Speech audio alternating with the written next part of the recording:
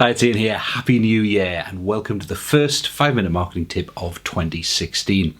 Hey, if you're anything like me, your email inbox is probably overflowing right now with a whole bunch of emails telling you that the world's going to change in 2016, and here are 25 things you've got to do if you want to make this year your best year ever. I just don't believe it. For me, the most important thing you can do right now to make this year your best year ever is to stop doing things first. I'll explain why and give you some ideas on how after the break.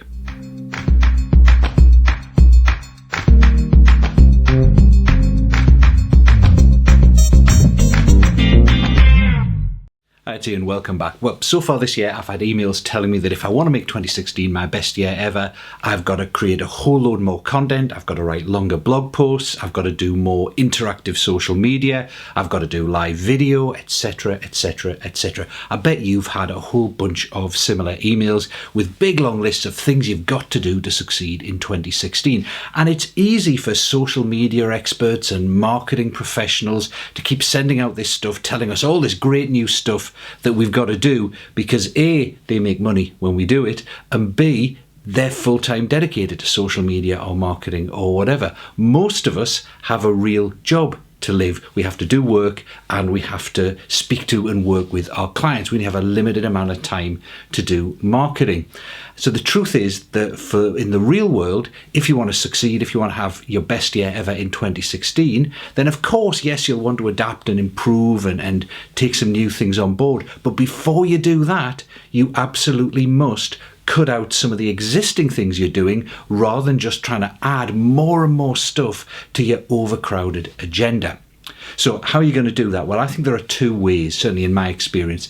The first is that most of us still waste a lot of time. Now, how you waste your time is going to be unique to you. Personally, for example, I'm very indisciplined in my use of email and social media. So whenever I finish an important task for my business, so I might have written an article, I might have made a video like this, and then if I've got a few minutes spare, instead of either taking a break and then getting on with the next important task, it's very easy for me to go and check out Facebook because I'm going to check my Facebook ads and I end up reading a few articles on there. I end up clicking through the blogs and reading articles on there, or I end up browsing my email inbox and processing a few of those immediately instead of bunching them up and doing them more efficiently. So my real weakness is that kind of indiscipline around social media and email.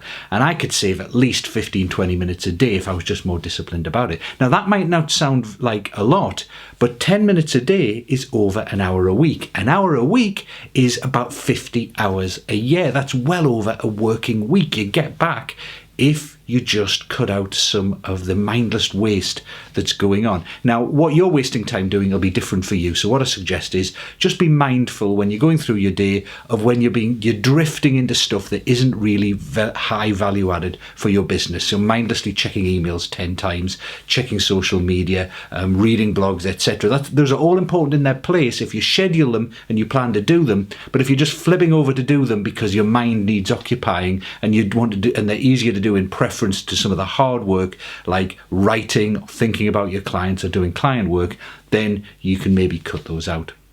The second thing you should be doing before you take on any new stuff is to make sure you're culling from your repertoire of the marketing you're doing stuff that isn't great value for your time. So we all do a whole bunch of different marketing activities. Some of it is more effective than others. It's sometimes difficult to tell which is the most effective because different bits of marketing work in different ways. So face-to-face marketing like networking, going out and meeting potential clients, tends to have a very high hit rate in terms of the people you meet turning into clients, but you can only do very few and it's very, very time intensive. Online stuff tends to have a much lower hit rate. Only a small percentage of the people who sign up for my emails ever turn into customers or paying clients, but it's a much more efficient use of my time because I can reach thousands and thousands of people at once.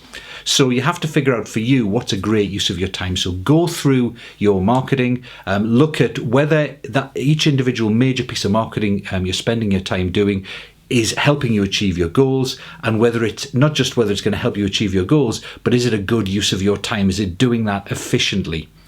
Personally, the best thing I ever did for my marketing, I think a few years ago, was I stopped doing face-to-face networking. The only time I ever go out to an event now is if I'm going to learn something from that event. I don't go out in order to try and meet people, to network and to try and do business development, because I found I can do it much more efficiently online these days. Now, it might be different for you. The best form of business development for you might be face-to-face. So you just need to figure that out and then make sure you know which of the marketing you're doing is the one you can cull if you take on some extra stuff that all these people are emailing you about and suggesting you do.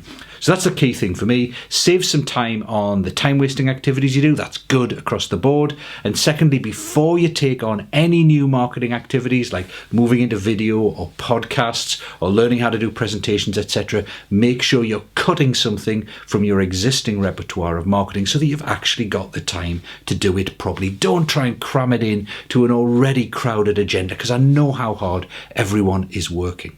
That's it for me this week. See you next week on another 5-minute marketing tip. Cheers.